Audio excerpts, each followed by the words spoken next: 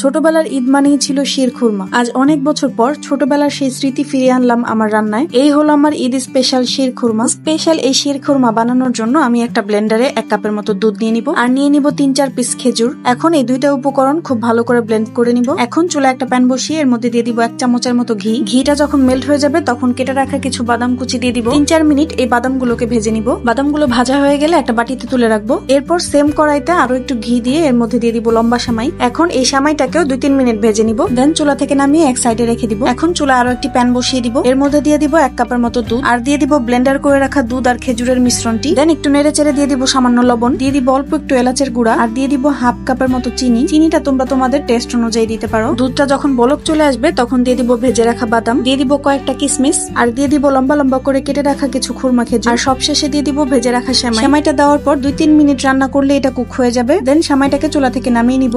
এখন সেমাইটাকে একটা বাটিতে সার্ভ করব। উপর দিয়ে কিছু রোজ প্যাটেল আর কাজু বাদাম দিয়ে ডেকোরেশন করে নিব। এই শিরখুরমাটা খেতে খুবই দারুণ হয়েছিল। তোমরা কিন্তু অবশ্যই বাসায় ট্রাই করতে পারো। আশা করি তোমাদের ভালো লাগবে। ভিডিওটি যদি তোমাদের ভালো লেগে থাকে লাইক, কমেন্ট এবং শেয়ার করে পাশেই থেকো। দেখা হবে নতুন কোনো ভিডিওতে। সে পর্যন্ত সবাই ভালো থাকবে। টাটা।